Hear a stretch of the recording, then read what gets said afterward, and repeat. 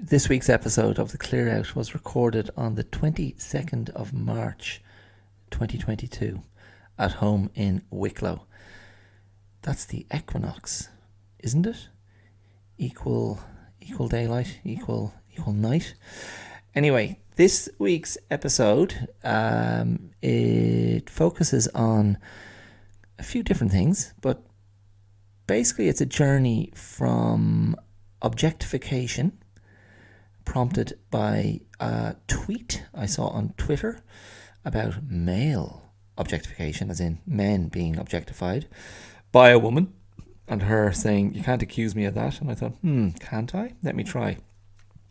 So it starts there, more or less. There's a bit of preamble about some dubious liquid soap in my household. And the conversation stretches out then to the idea of looking in the empty space for where we've won in life, or where we're winning in life, and using that as a theory, a theory that's really a response to maybe a more kind of capitalist influenced concept of victory, which connects to accumulation and amassing something. My theory leans in the other direction of what isn't present and what has been let go of and what's been removed from the space. So it's definitely an episode around wellness and mental health, and my own sort of relationship with maybe anxiety and depression, and how that really was the kind of the launch pad for this offering, this theory of looking at the deficit, looking at the empty side of the ledger, and going, that's actually a very positive thing. So that's is that too vague? That's where you're going. I hope you can accompany me there. I think it's a really good episode, actually. It just all flowed rather nicely, and the sun was shining when I recorded, so that certainly helped a lot. Okay, I'll see you there shortly. Bye. Ooh, not gonna change my mind, leaving the dream behind. Hi, my name is Dara Clear, and you're listening to The Clear Out. How are you today? How's this week going for you? Better than last week? Worse? How's this moment? Whenever you're listening to this, is it a good moment?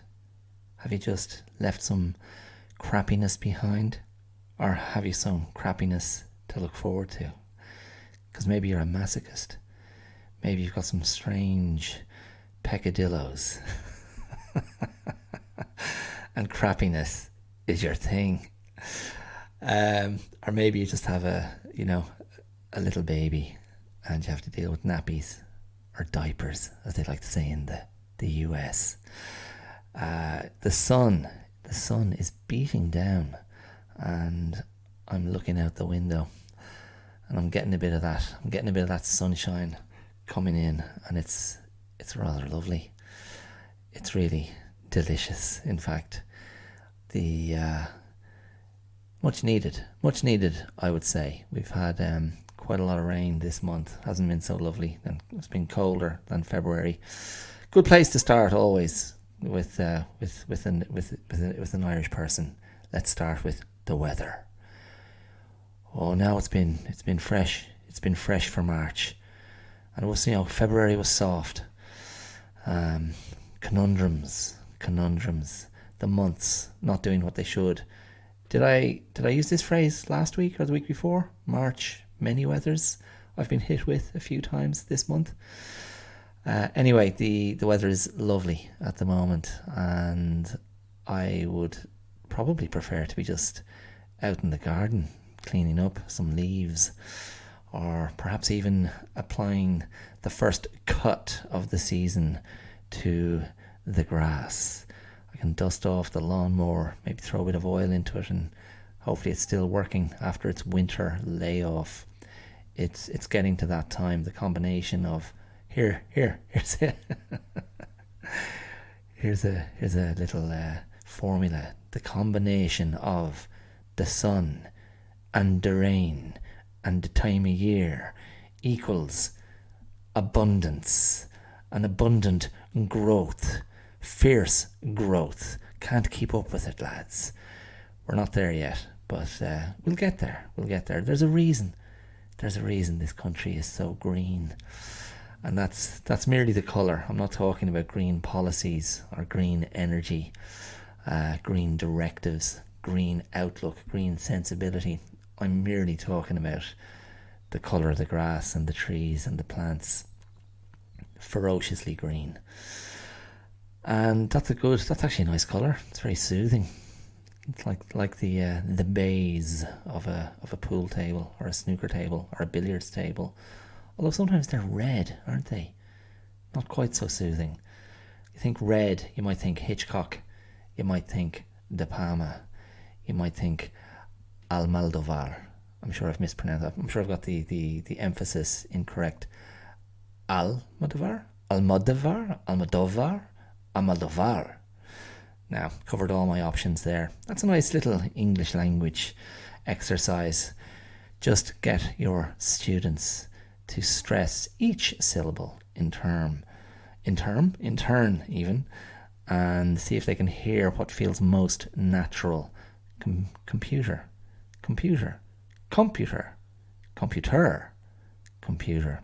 You know which one's correct, don't you?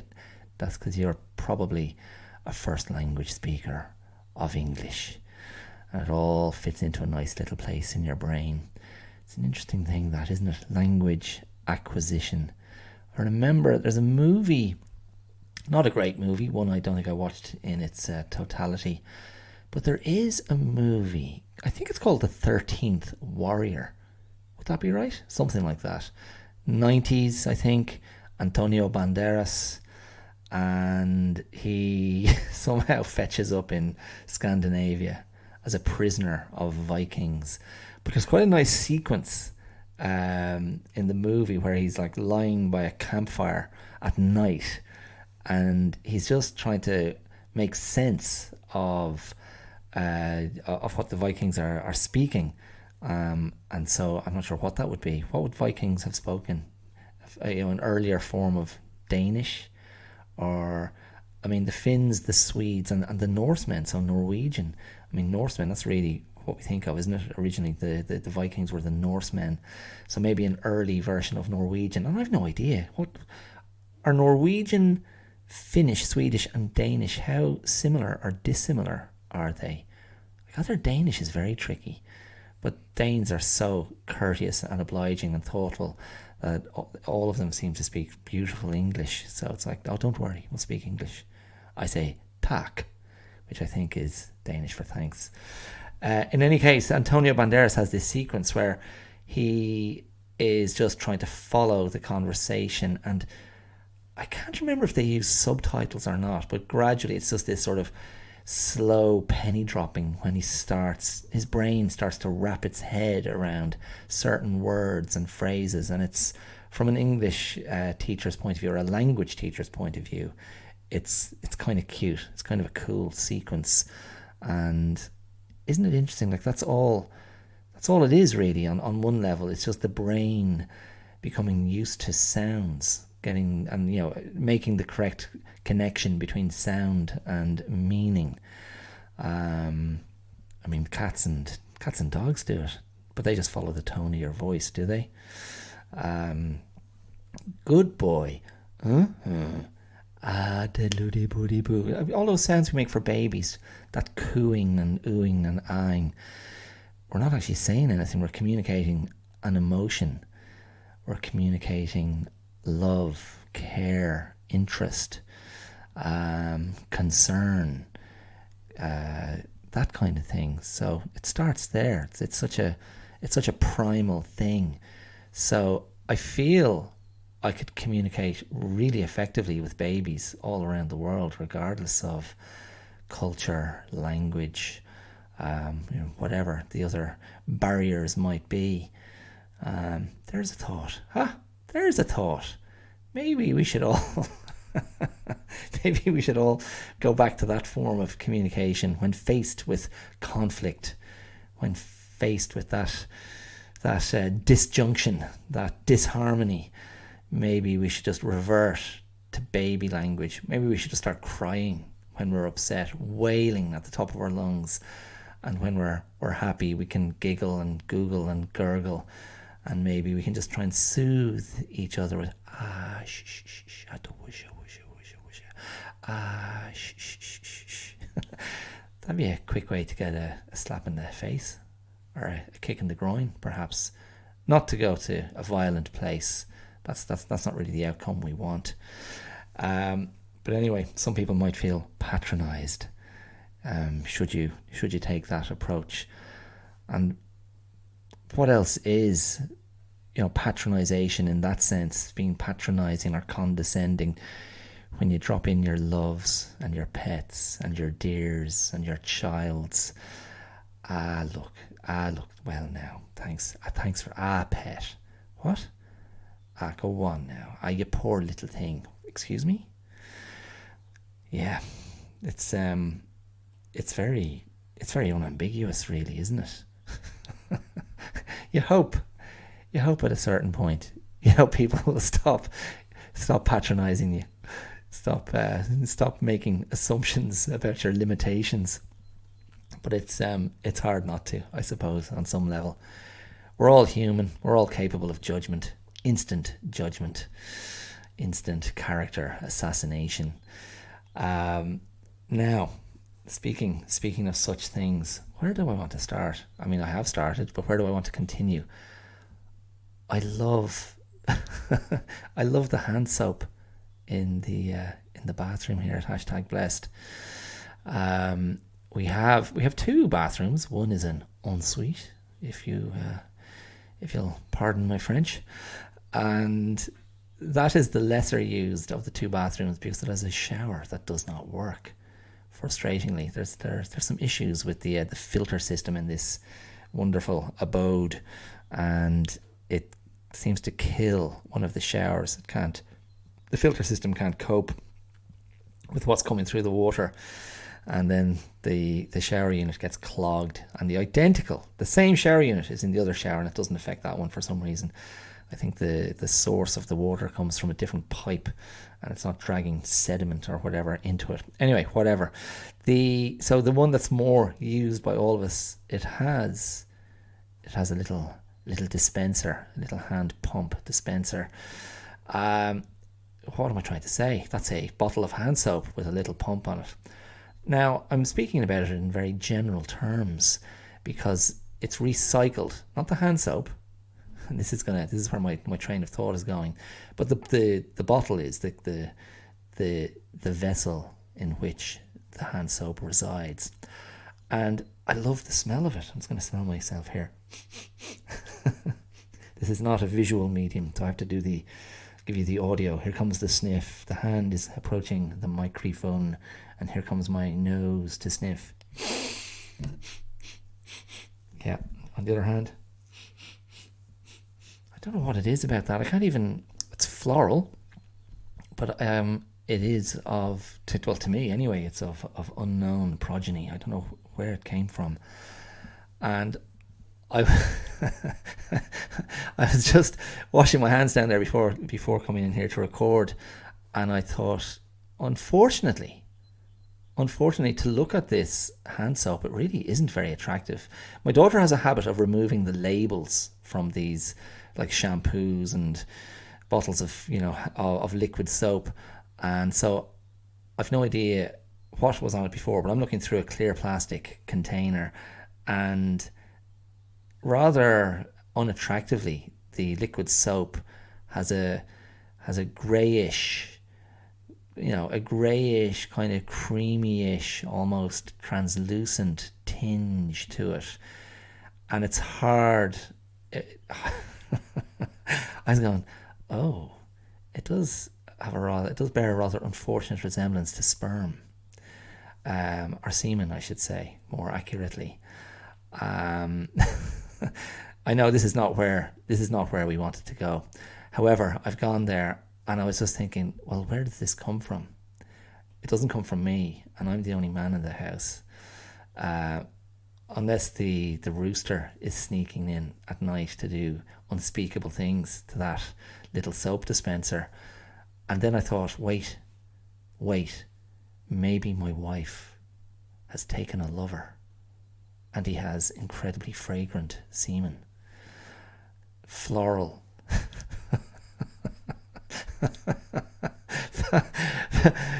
Fragrant, aromatic, floral scented semen. I've been cuckolded by a man with perfumed semen. What about that? Wouldn't that be extraordinarily painful for me? And this man, I'm not going to even speculate as to how he gets the fluid into the bottle, but that's his way of going, now pal, now. That's just an extra little insult to add to the injury. And you're going to wash your hands in my perfumed stuff, my product. That's a very unsavory line of thought. Anyway, there you go. That's where my stupid brain went, entertaining myself with such nonsense. But I'll tell you what, fair play to him, because it does smell good. So well done, that man, if that's where it came from. Right. So that's where I chose to go. I apologise if that was an unsavoury segue. So I saw something on Twitter yesterday, and it's not. I seem to find I have a little reference to Twitter most episodes of the podcast, and it's not like I'm spending a huge amount of time on Twitter. I probably scroll through Instagram more than Twitter. I can barely tolerate being on Facebook. I find it such an ugly, unpleasant, aggravating, like a brain aggravating feeling to kind of scroll through Facebook. Instagram, a lot more palatable. Twitter, I haven't worked out how to use it myself. And I don't mean that. I mean, I know how to, to put up a tweet, a message, a reaction. I really only use it once a week to go, here's the latest episode of the podcast, and I'm sure my 8 followers on Twitter are ecstatic when that tweet comes through. But Twitter does seem to be where people, even more so than Facebook, it does seem to be where people express their opinion an awful lot, in that kind of pithy Twitter way, keeping it sort of on point. But and by the way, this is what happens. Twitter just offers up, like the Twitter algorithm throws stuff up for me to look at. And what it offered me yesterday was a woman's Twitter account. I can't even remember what her name was. Irish, I gather. And her tweet, I mean, this is maybe Twitter going, this will be good, this will get a good reaction. Her tweet was basically, hey guys, let's put up a thread of hot men. And I'm going to duck out for lunch now, and I hope when I come back there's a load of rides on here. And again, if you're a listener who's not from Ireland, a ride is, one, it can describe the sex act. So she as in I got a ride off her. You can use it in the transitive. I rode him. It's really, when you hear it like in isolation like that, it's the horse and jockey, is it?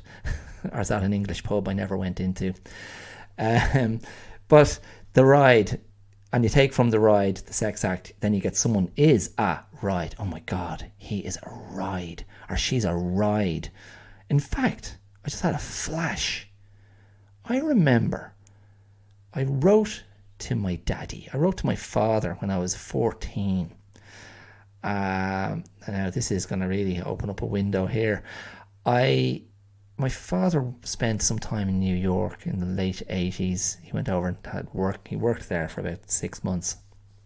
And I remember writing him a letter because I kind of had my first girlfriend around this time. It was a short-lived affair, but I remember, I'm pretty sure I wrote in the letter that I was seeing this girl, and that I think I wrote very simply, she is a ride. And I remember when my father, when he came back later that summer, he was like, you probably shouldn't put that sort of thing in writing. He's that's been one of his great kind of, pieces of wisdom through the years, is never put it in writing as a general, a general rule of life. I don't know if Jordan Peterson covered that in his book, The 12 Rules, but never put it in writing. So my father, not a fan of the paper trail. Always a sign of someone who's up to no good. But anyway, this person on Twitter yesterday was like, yeah, I want to come back from lunch and see a whole load of rides here. And so the basic idea, for those of you who aren't au fait with Twitter practices or possibilities, very simple idea. Someone's just going to get a photo of someone they fancy, a celebrity, and stick that on Twitter, and they'll all follow along through that thread. There you go, boom, that's Twitter 101. And some of you must go, oh my God, that moron just tried to explain what Twitter is to us. Listen, I know some people who listen to this aren't using Twitter, have never used Twitter, will never use Twitter. So, just chill the bones. Don't be so quick to judge, okay? And then the same woman added a tweet, which was a quick disclaimer. And it was like, before any of you jump in on me and accuse me of objectification, she was like, it's not the same. It's not the same, because oppressive structures aren't in place when it comes to this for women. As in, what we're doing as women, objectifying men, that's not the same as women being objectified by men. It's not the same as men objectifying women. So, back off before you even think of hitting me with that accusation. And I mean, prior to that disclaimer, I was like, oh yeah, whatever.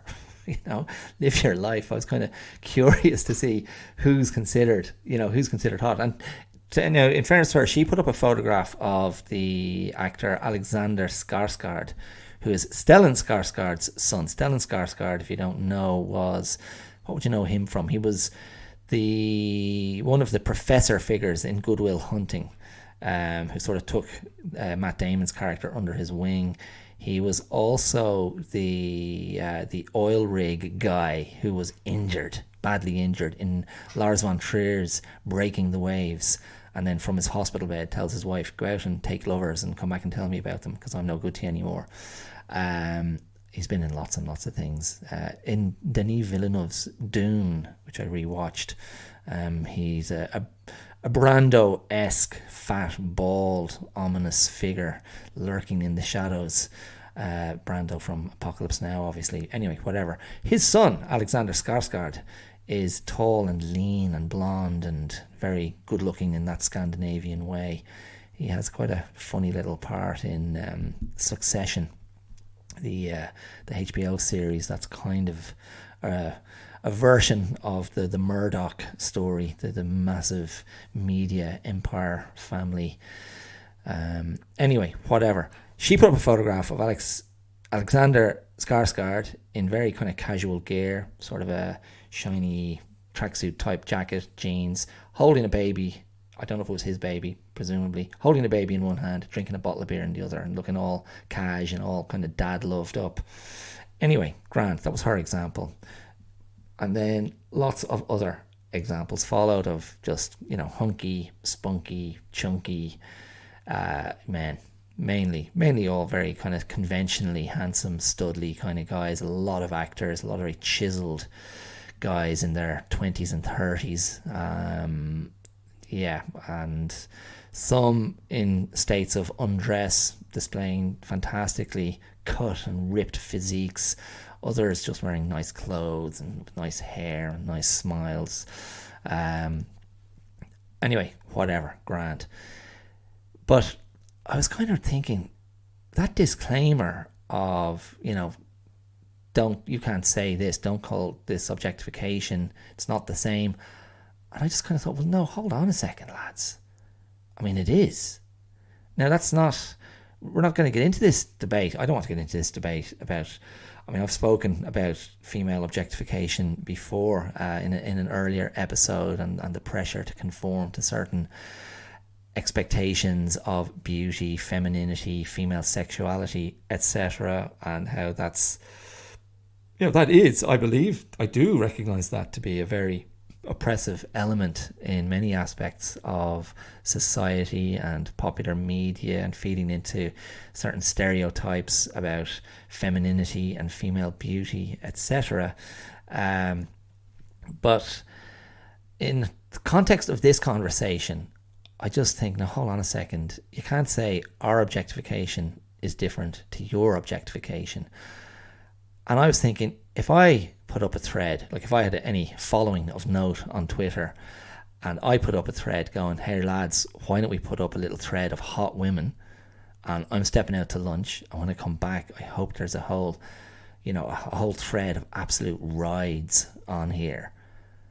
Now, if I was someone with any profile, I'm sure I would be lambasted and just ripped out of it for overt sexism and misogyny and chauvinism, and being accused of, having contempt for women, and the crude sexual objectification of women is deeply offensive. And I was thinking, well, I don't know. I mean, I was just trying to think, well, what would a male thread look like? Like, would it be just women in various states of undress, like women in swimwear and bikinis, maybe nude, whatever Twitter, whatever level of nudity Twitter would allow? Would it just be that highly sexualized, coquettish, flirtatious, coy poses with pursed lips and a kind of a breathless, sexualized vibe? Maybe that's what it would look like, and that it does strike me that would be different to what I saw on this woman's thread yesterday, which was predominantly almost like actors' headshots, and there were a few actors notable for their physical prowess. I mean, people like Jason Momoa, who's just a phenomenal looking specimen physically, huge guy, and great genes and hard work probably to work out and get himself in that shape. Michael B. Jordan, the African American actor who was in Creed, one of the Rocky kind of spin-offs, also in Black Panther.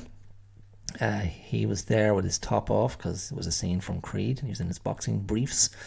But a lot of those men were just in their regular old casual clothes, nice shirts. There was one kissing a puppy, Lee Pace, lovely eyebrows, very sensitive eyes, and he was in a white shirt and jeans with bare feet, cuddling a puppy. So, like for me, I'm going, look, it's all eye candy, isn't it? It's just eye candy. And so I'm like, whatever. Eye candy for girls. Eye candy for straight girls. No worries. It's all good. Do you need to throw in the don't accuse me of objectification? Just call it what it is. It is objectification. So is the argument maybe a certain level of objectification is normal? It's okay. It's what we're programmed to do and respond to if we are engaging with physical beauty and physical attractiveness, engaging with our own desire, our own sexuality, our own sexual impulse. And maybe it's, I don't know, I mean, can you separate the appreciation of the gender that you're attracted to? Can you separate that, you might look at someone who is of the gender that you're attracted to, and it's not connected to to sexual desire. I mean, I'm not sure. I'm asking myself that. I mean, I feel you can look at someone and go, wow, he's very handsome, or she's very attractive, she's very beautiful, he's lovely. Does it mean that it's triggering a strong sexual desire? Not necessarily. I think you can make that detachment. So, I mean, I think there's places it can hit if you wish it to hit that place, I guess. And so, I mean, if you, particularly for, teenage boys, hormonal boys, maybe there's something that you're not really in control of because it's so hormonal and explosive and eruptive. And forgive me for using those adjectives. But, maybe there's a time when just to be in the present, I'll go there in a second, but to see an image of a beautiful woman is almost more than your body can bear. If that's your sexual orientation, if you're aligned that way. And I don't know if you're, if it's a same sex issue, if the hormones are triggered in exactly the same way, I don't see why they wouldn't be. That's how I interpret sexual desire. Although presumably that's a very broad spectrum. What turns you on? What piques your interest? And that can be a very physical orientation. That can be, I like this part of the body, I like that part of the body, I like legs, I like hands, I like stomachs, I like chests, I like I like chins, I like funny chins. That's what women have always said to me. All my girlfriends, my many girlfriends, they've all said, I love a man with a funny chin. I spotted you from across the cafeteria. I thought I'd like to stick a beer mat in that chin. That has literally never happened, okay? So just everyone chill and so don't be judging me chin. Again, I never even think about my chin until people point it out. And again, I have touched on this. I've covered this in a previous podcast. But just in case you missed that one, I was working in a hospital in Melbourne, and a nurse, very, very in a very jolly, helpful way, was like, Dara, you could get your chin fixed.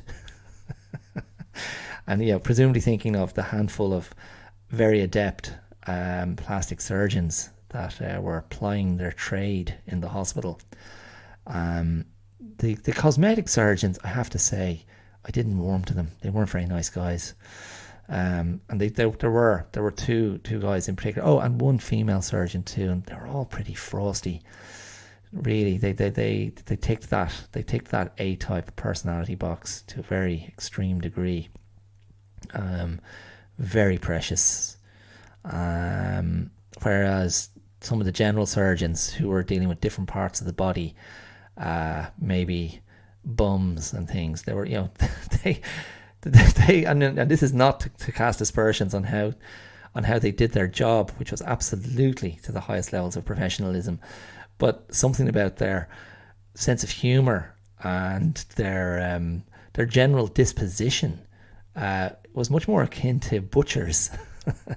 We're dealing with blood and guts. We're dealing with bums and poo and impacted bowels, and there was just they weren't taking themselves quite so seriously, and serving their patients extremely well. I must say, I'm saying that with all seriousness.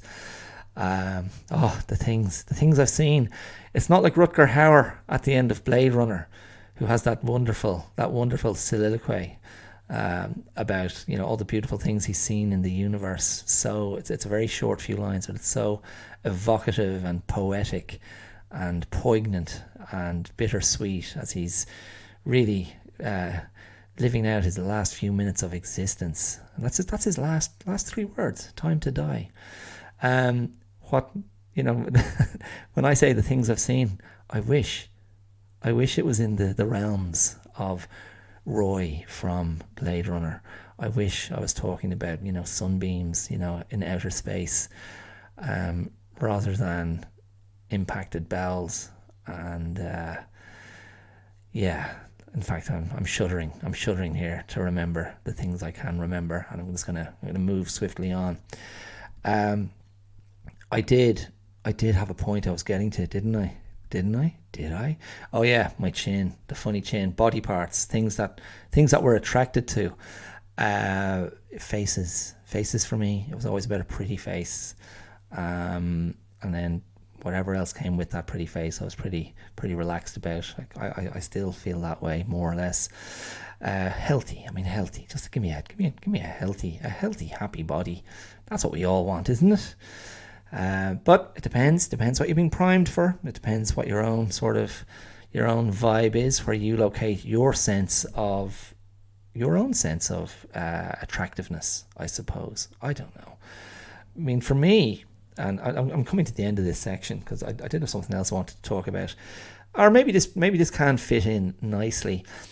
For me, I mean, I had my own little hang-ups as I entered into relationships in my teens and early 20s, and I would have had my own little neuroses about what I looked like and what my body was like.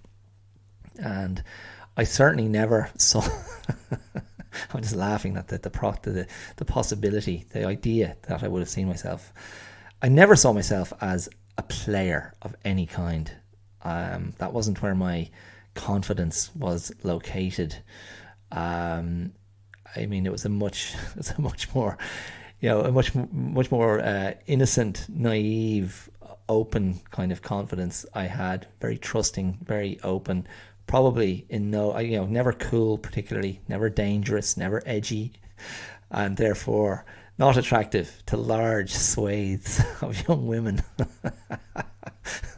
But I wore it well. It wasn't a crisis, because my feeling was, as soon as a young woman, a girl of my age, was happy to give me a kiss, and perhaps let that lead to other things, I was like, that's grand. I'm very happy with this, the unfolding of this situation. And I'd find myself, I just fall into relationships very easily, and was very comfortable in that sort of monogamous security.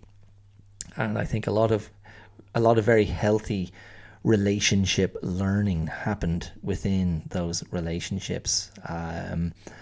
But the point I'm trying to get to is that I was like, well,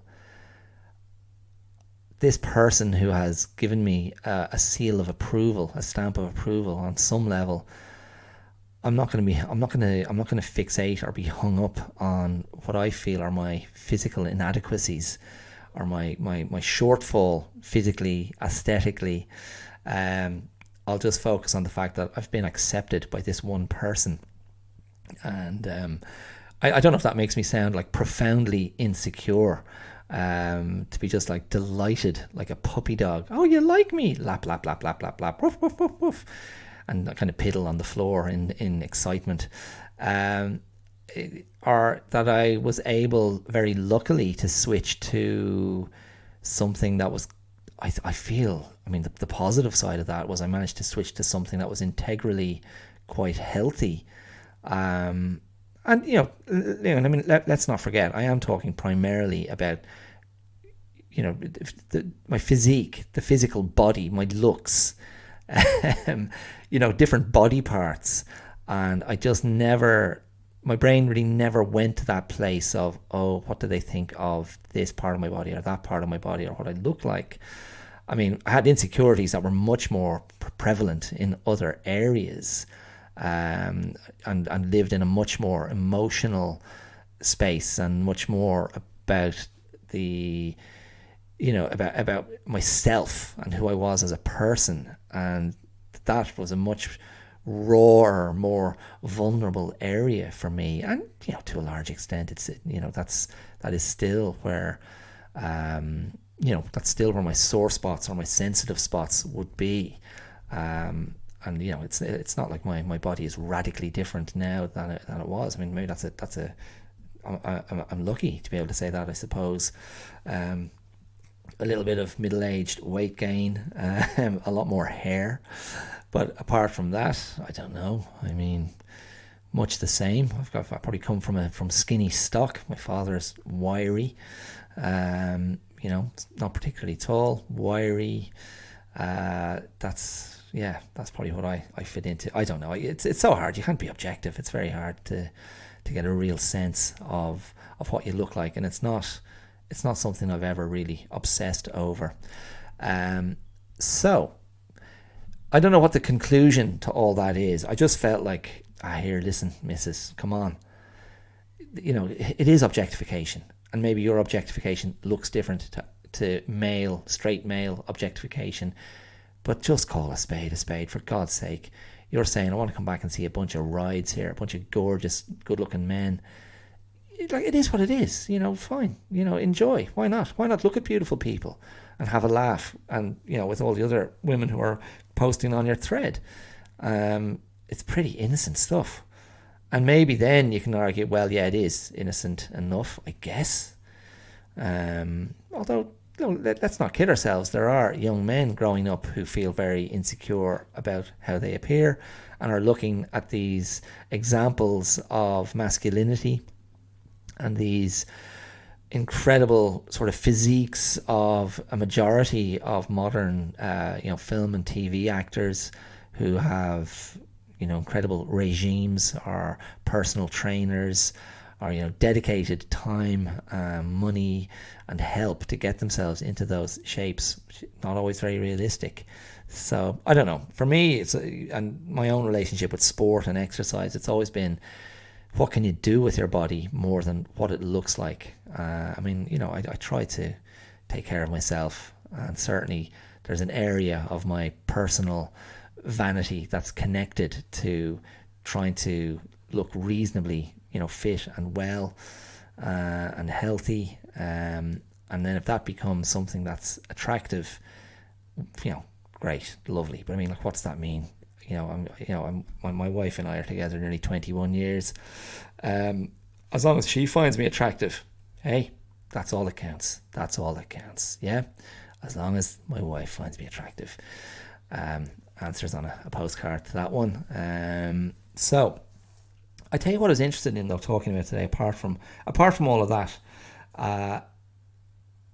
and again, as I said a few moments ago, I wonder if this can kind of tie into this kind of theory. I'm not sure if it's going to be how I'm going to dovetail it, but I was thinking about how we understand wins in our life, victories, and I'm hesitating to use the word gains because maybe that's part of the problem.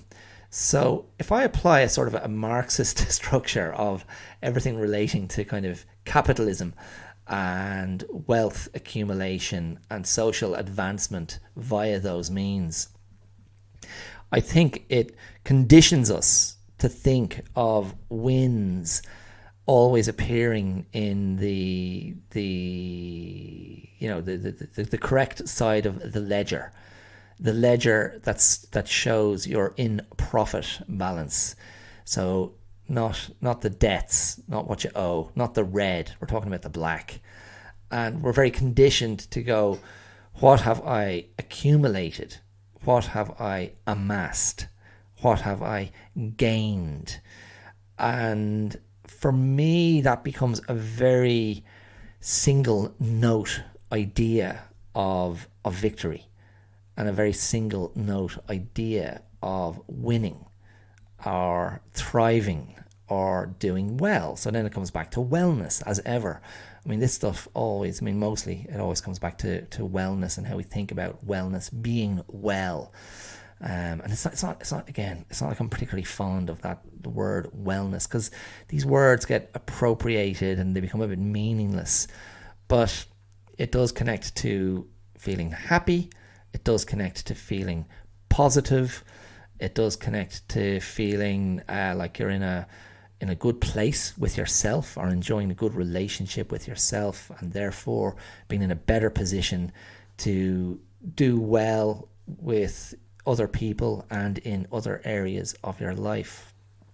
So I was thinking about this because I've definitely had, I've been going through whatever. I've had a funny kind of, 4 or 5 weeks. And I'd have to track back to the previous episodes to remember when I was talking about my vomiting episode and how that absolutely pummeled me. But I think I've been a bit shaky. I've been a bit shaky in terms of my equilibrium my own sense of being in a good place. It's been a bit of a stressy kind of 4 to 6 weeks, for lots of different reasons, and it's just life. Nothing, no major drama, nothing extreme. But I have been feeling, I've definitely been experiencing a bit of anxiety. I've definitely been experiencing a little bit of overwhelm. I've got quite a few little things I'm trying to do in my life and kind of pull together. And sometimes that feels really great and positive and interesting and very much within my capability, very much within my sense of what I feel is possible to make happen. And then sometimes when I'm in a different frame of mind or a different mood, or I'm just a little bit low emotionally, it can feel very daunting and unwieldy and unlikely. And I'm definitely kind of coming off the back of a very recent spell of just, I don't know if I'd call it a depressive episode, which I've spoken about this before. This is my long history of, I definitely revert to that place, or can be triggered, or, reacted, I suppose is how I'd put it, into that space. Like, depression just doesn't happen. If I have a depressive episode, there's usually a trigger. There's usually some specific circumstances relating to a person, or relating to something something that's within my own kind of sphere of influence, that for whatever reason it's come into a poor light in my mind, or I'm trying to think how to best describe it. If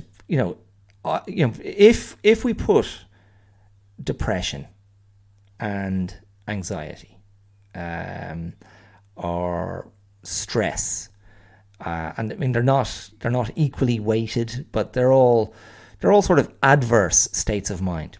They're all adverse emotional states that bring challenges.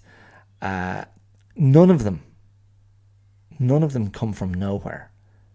They all come from somewhere, because they are a response to something in our lives. They are a response to something that is connected to something else. And the something else could be underlying trauma. It could be underlying insecurity or self-doubt, an underlying belief about ourselves that maybe we could do with addressing in a healthier way. Who knows?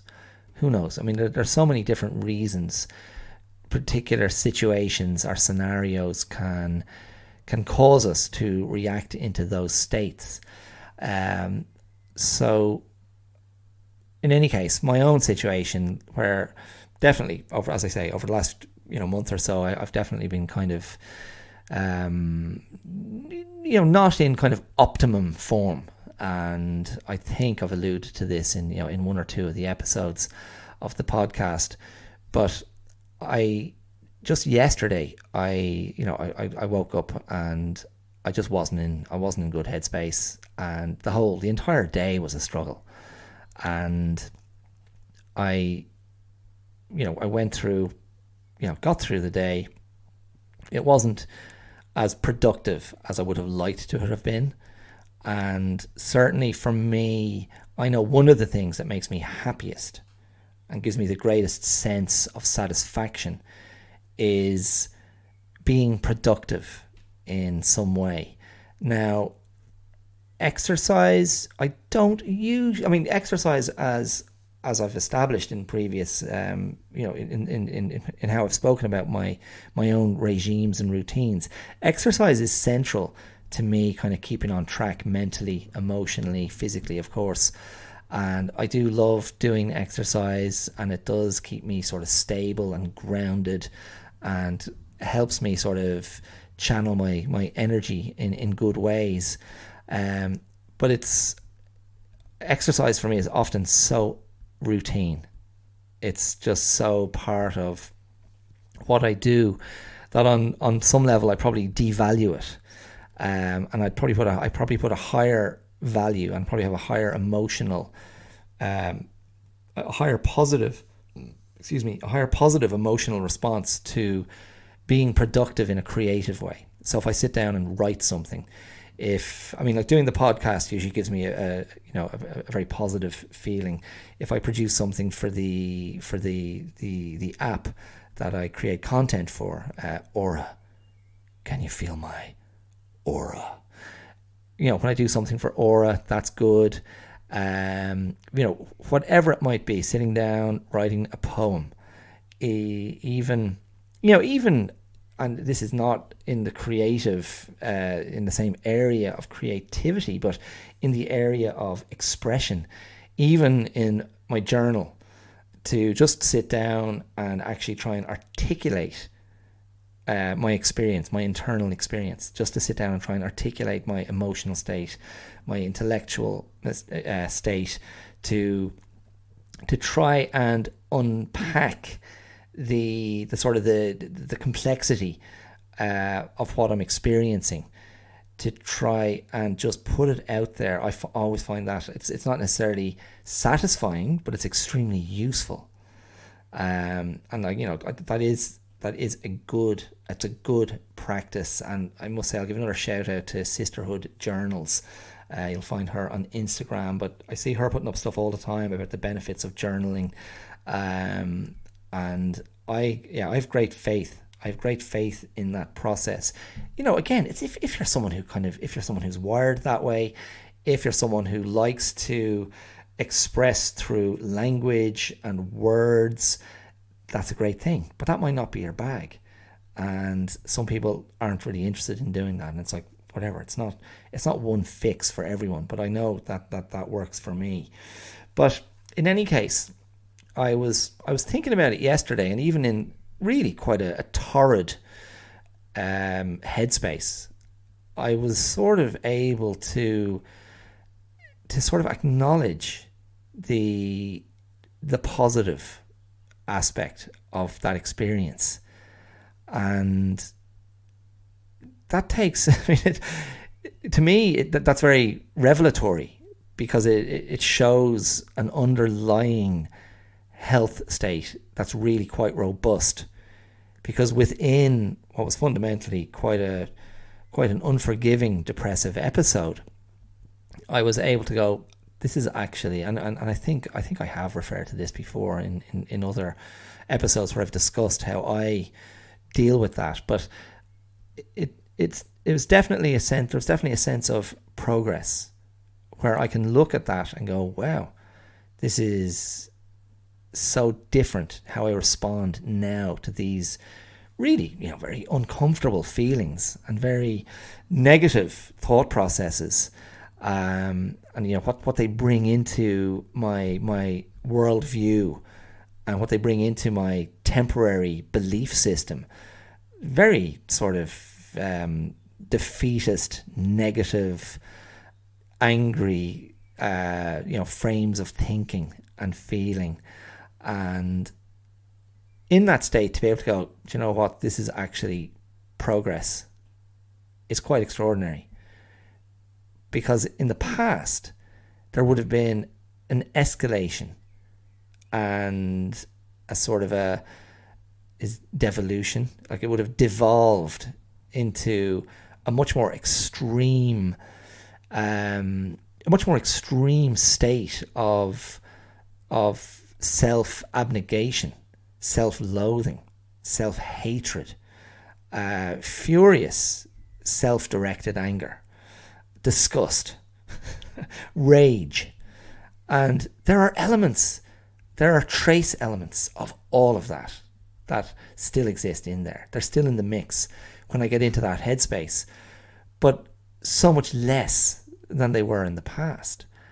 And ultimately, this is the point I want to get to. So, in other words, I look at yesterday, and today I have emerged out of that state, and I feel good. I feel very balanced, and I consider this my normal state. I go, this is normally where I'm at. Everything feels a lot more doable. Everything feels balanced. I feel like I've got a much healthier perspective on various aspects of things that are important to me in my life at this moment. And it just sits in a much more natural place. It's not extreme. It's not manic. It's not, I go from everything's terrible to everything's amazing. It's a much calmer, much more accepting state that I find much easier to breathe into. It's a much more forgiving, much more tolerant space. And from that space today, I can look at yesterday and recognize, as I sort of did yesterday as well, that wow, like yesterday, there's a win. There's a huge win. Not in what's present, not in what's been accumulated, not in what's been achieved, not in what's been amassed, but in what's absent. And so I think that's a nice alternative way to view what we've gained. The absence of stuff, the empty space.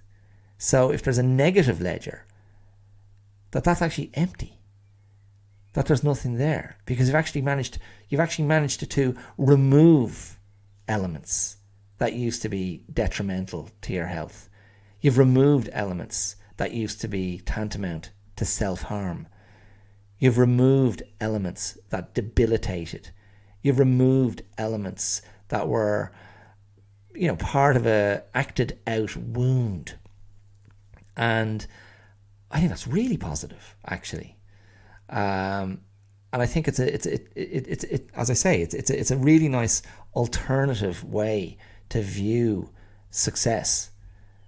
It's a really nice alternative way to view victory over past experiences, victory over past habits, victory over demons, and maybe victory over certain pathways in our neural makeup and in our emotional makeup, to go, oh yeah, 15 years ago, 20 years ago, 25 years ago, 30 years ago, I would have taken that feeling and gone to that place. Whoa, I'm really far from that place now. How nice.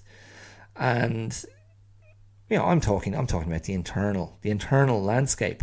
I spoke about this a few episodes ago, the cartography of a small world. Like, that's what I was talking about, that landscape, that internal landscape, and how maybe that terrain and that domain changes according to how well we deal with our stuff. I have to pronounce it like that, stuff. Your stuff. How are you dealing with your stuff? Is it relevant in your life at the moment? Is it ever not relevant?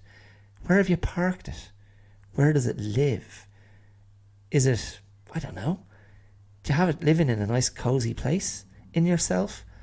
Have you accommodated it in a nice cozy apartment? A nice room with a view where you're like, that's okay. That's my stuff. Not too worried. It lives, it cohabitates with my other stuff. And my other stuff, I don't know, my other stuff enables me to live a good life, and to live well, and to live happy. And this stuff, not so worried about it anymore. Kind of have it in balance, or have it in check. So, using those kind of terms, and you've heard me use the word ledger a couple of times. I mean, this is a form of emotional and intellectual and internal accountancy. And then you talk about sums and figures, and then we're back into capitalism. What have you gained? Let's see. Give me a look. Give me a look at your portfolio. Give me a look at your bank balance. What have you got in your savings account? Well, I've got nothing in mine. And portfolio, I don't know what's there. Nothing either. But there you go. Empty spaces. I'm like, that's okay. That's okay. There's nothing negative there. Some people could argue it is negative. It's an empty space. That's a negative. That's the absence of something. The absence of what, though? For me, the absence of more extreme neuroses. For me, the absence of more extreme negative self-talk. That's positive stuff.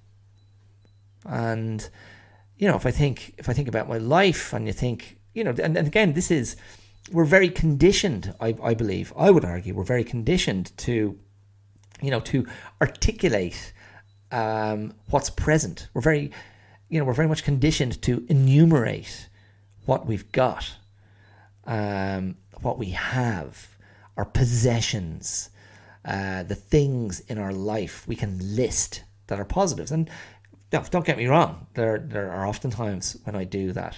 The little stock take of reasons to be grateful. I mean, that's definitely that's not a negative practice. That's a positive practice. But maybe we can forget.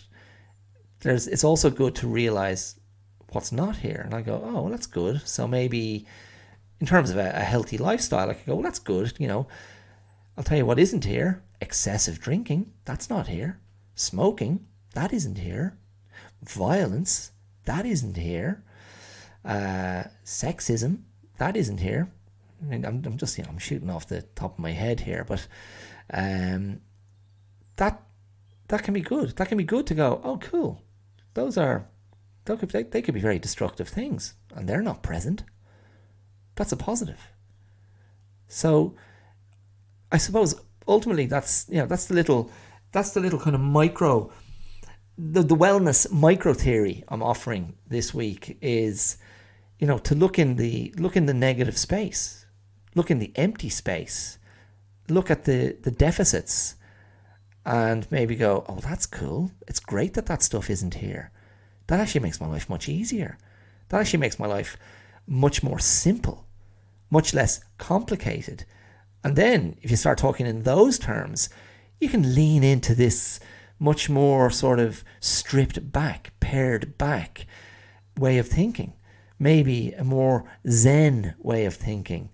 And I'll go further and bring it back to my own sort of output and my own underlying philosophy of this kind of thing that I do on the podcast, and what I started doing on the blog, the website, 9 years ago. The idea of decluttering, clearing away the mess. And a great way to clean up is to remove things from the space. Just take my wife out of this. No, I don't want to take my wife out of the space. I want my wife very much in the space. But you know what I mean? It's that idea that we, maybe you can take a beat, take a moment there and go, oh yeah, what isn't in the space? What have I actually removed from the space? And that can be, gosh, sure, if you want to be literal and look at your physical space, where you're living, the room in which you are sitting, a clean space is good for the mind. It's kind of calming. And clutter aggravates. And it's another reason I don't like Facebook. I find it visually, aesthetically, it's cluttered to me. And it just doesn't, it doesn't invite me back. I reluctantly, tap Facebook to go, did anybody respond to something I put up about the podcast? And the answer is 99% of the time, no, nobody did. That's on you. That's not on me. That's on you. It's up to you to throw some stuff out there on social media and go, my God, I really enjoyed that episode of the podcast. Jesus, Dara's a great lad. Everyone should listen, and we should all support him financially on the podcast as well. Why don't you try that? Maybe I should just have a standard social media bite that you can just copy and paste and throw up on your own thing.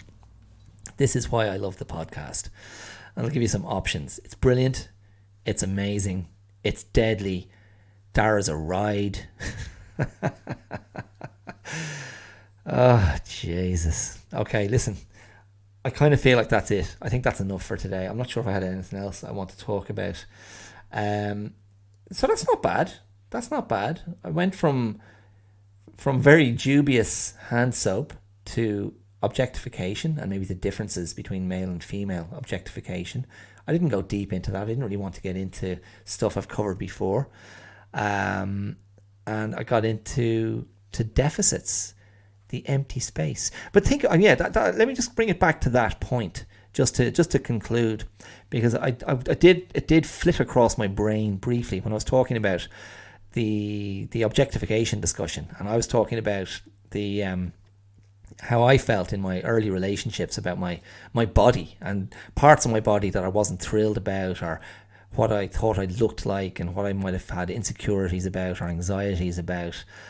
And ultimately, I let the sense of being approved of by a member of the opposite sex, the sense of being approved of by my girlfriend at the time, or subsequent girlfriends, I let that sense of being approved of by them, I let that sort of eradicate or cancel out my insecurities and anxieties about my physical self, and about whether or not I was good looking or handsome. And don't forget, there was also an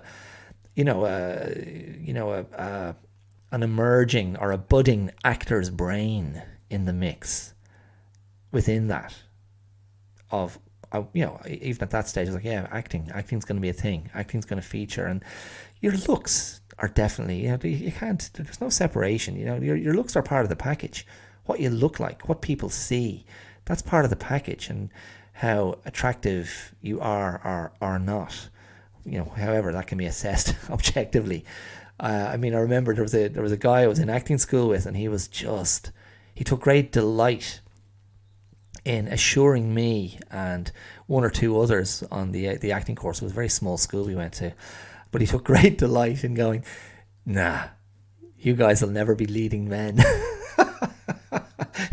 You're pure character actors. And I was like, oh, come on, I don't know. I was like, I know I could see what he was talking about in the other guy. I was like, yeah, you're right about him, but me, are you sure? Do I not have a little tiny bit of leading man potential? But it can be so superficial. Like, it's just what you look like. And if I go back and think about that Twitter thread yesterday, all of those guys are unbelievably, absolutely, typically good looking. Maybe Adam Driver is the outlier. Adam Driver from Marriage Story. You might know him as Kylo Ren, son of Han Solo, the sort of the Darth Vader equivalent in the more recent Star Wars movies. Adam Driver, he just seems like such a talented guy. My God, that Sondheim song he sings at the end of Marriage Story, lovely. That's a great performance. God, I think he's really good in that. He's got great stuff. He's got great stuff available to him as an actor. And maybe not conventionally so handsome, but women seem to like him a lot. He's got a nice bod to go with it, with those lovely ears of his and that lovely nose. But in any case, the point I'm trying to get back to, the deficit. So what did I remove from the space in those early relationships? I successfully removed from the space insecurity and anxiety about my physical self, which actually allowed me to thrive on another level in the relationship. And let's be very clear, that didn't suddenly make me very mature. I was young. I was like 18, 19, 20, 21. These were the early relationships, but I found myself in longish term relationships at that stage, right through my sort of university life and afterwards. It didn't make me more mature. I wasn't suddenly all grown up. The real work was very much ahead of me in terms of resolving some issues and getting to understand myself better. As you would expect. This is the journey for so many of us. The journey towards some semblance of maturation, some semblance of understanding, insight, accommodation with who we are and where we've come from. But the deficit, the empty space, being able to remove that from the space allowed me to push on with a very healthy, I think a very healthy disposition towards relationships, a very healthy disposition towards women, towards the women I was attracted to, towards those relationships, towards how I thought about physicality, towards how I thought about bodies. And in that regard, I think, I don't know. I mean, if that's then about objectification, you know, I think I always made a separation in my head. It's like, it's one thing to go, that woman has a beautiful body, or that young woman has a beautiful body, or she's gorgeous, or you know, look at that physique, look at, you know, those breasts, or that, you know, whatever. To me, that was one thing that lived in one part of my brain, and then who am I actually attracted to is a very different thing, because attraction is not just in the body, of course. I mean, oh my God, this maybe I should just rename this podcast Obvious. And here on Obvious, Dara discusses how water is wet. Tune in next week when Dara discusses how fire is hot. But, you know, attractiveness, you know, it doesn't just reside in the vessel. You know, that reminds me of my soap. Oh, God. Yeah. Anyway, that's it. It's like they were separate things, like separate, and then sometimes they did coincide, and, you know, yippee, you know, whatever. But it's like, it ultimately, if we're talking specifically about relationships, it's about what passes between two people. That's where the magic happens. It's what passes between two people, isn't it? So, you know, MTV Cribs, go down to the bedroom. This is where the magic happens. Or as I quipped, that one's for Ian O'Malley, if he's listening. This is a quip. As I said to friends visiting #blessed for the first time recently, I went down to the master bedroom and I said, this is where the magic doesn't happen. Oh, how we laughed. Well, I clutched my sides. But the real magic is what passes between two people. I believe that very strongly, and that's your romantic relationship. That's in all of our good, healthy relationships, the relationships that sustain us and restore us and give us faith that we're not total disaster zones, we human beings. Okay, that's a very positive note on which to finish. So, as always, thank you so much for listening. I appreciate it. I really do appreciate it, genuinely. If you're finding time to listen to this podcast, you know, on occasion, and if you can give the hour and 10, the hour and 20 minutes that it takes to listen to me wax on and wax off, I'm truly appreciative, and thank you. Thank you for listening. Thank you for giving me your ears, your attention. Thank you for that validation of what I'm doing here. And if you want to share a positive response or a negative response, you know, no such thing as bad news, no such thing as bad press. That's not true, is it? If you want to excoriate me on social media, you can do so. You can find me at the Clear Out Podcast on YouTube, on Instagram, on Facebook. You can find me at the Clear Out 2. That's the number 2, the digit 2, the Clear Out 2 on Twitter. And you can email me at theclearoutlive@gmail.com. And I'd welcome your engagement. I'd welcome anything you have to say.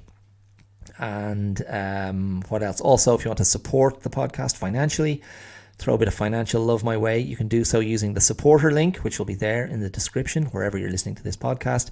Or if you want to contribute a more regular small contribution, you can do so using Patreon. So that's patreon.com/the Clear Out. And all of those links are in the description wherever you're listening. So that's it. I'll leave it with you. Watch out for the hand soap. You never know where it came from. You probably do. You probably know where the soap in your house came from. Okay, good stuff. Listen, take care. Thanks for listening. I'll talk to you real soon. Mind yourselves. All the best. Bye.